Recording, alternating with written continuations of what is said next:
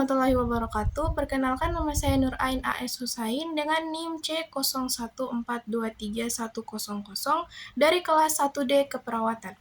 Di video kali ini, saya akan menjelaskan materi tentang sistem peredaran darah dari mata kuliah Pemenuhan Kebutuhan Dasar Manusia dengan dosen pengampuh Bapak Ners Pipin Yunus, SCAP MCAP. Darah yang mengalir dalam tubuh diatur oleh sebuah sistem bernama sistem kardiovaskular atau lebih akrab dikenal sebagai sistem peredaran darah. Penasaran seperti apa cara kerja sistem ini pada tubuh manusia? Yuk, simak penjelasannya berikut ini. Darah memiliki peran untuk mengalirkan oksigen, zat gizi, hormon, dan berbagai komponen penting lainnya untuk menjaga kelangsungan tubuh Anda.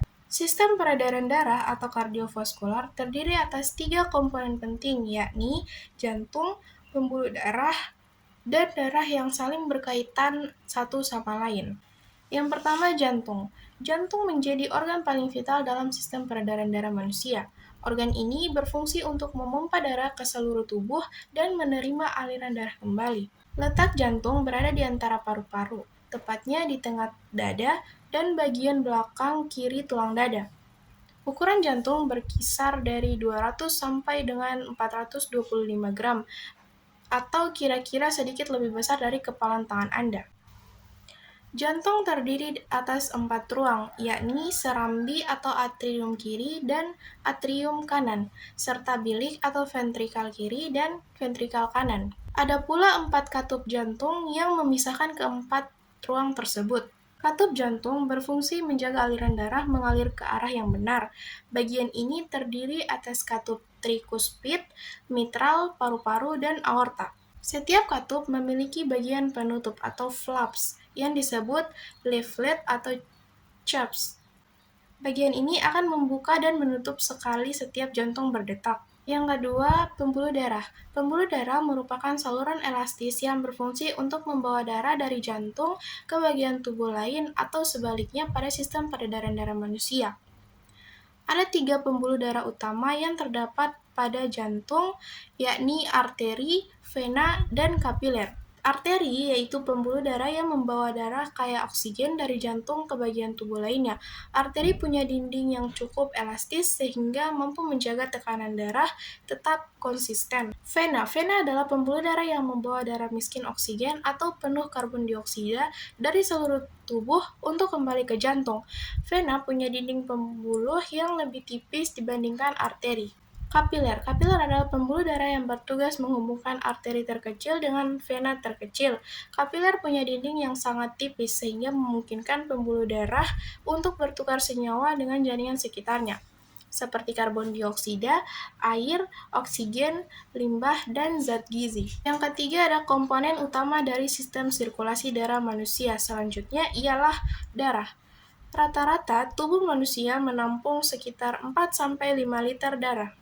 Darah berfungsi mengangkut zat gizi, oksigen, hormon, dan zat lainnya dari seluruh tubuh ke seluruh tubuh.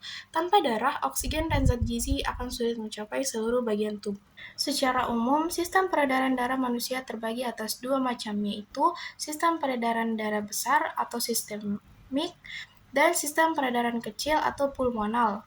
Sirkulasi sistemik merupakan sirkulasi darah yang mengalir ke seluruh tubuh.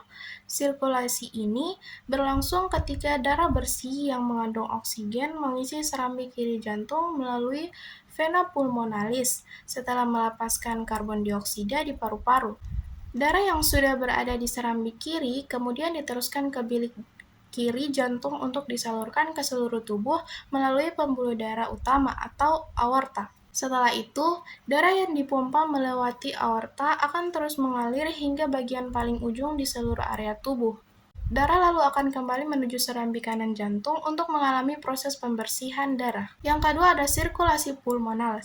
Sirkulasi pulmonal atau sirkulasi paru merupakan sirkulasi darah dari jantung menuju paru-paru dan sebaliknya. Sirkulasi ini berlangsung saat darah yang mengandung karbon dioksida dari sisa metabolisme tubuh kembali ke jantung melalui pembuluh darah vena besar atau vena cava. Selanjutnya, darah tersebut akan masuk ke serambi kanan dan diteruskan ke bilik kanan jantung. Setelah itu, darah akan dialirkan ke paru-paru melalui arteri pulmonalis untuk ditukar dengan darah kaya oksigen. Darah yang kaya oksigen tersebut akan kembali ke serambi kiri jantung untuk diedarkan ke seluruh tubuh. Demikian materi tentang sistem peredaran darah dari saya. Semoga bermanfaat. Sekian, terima kasih. Wassalamualaikum warahmatullahi wabarakatuh. You don't even know my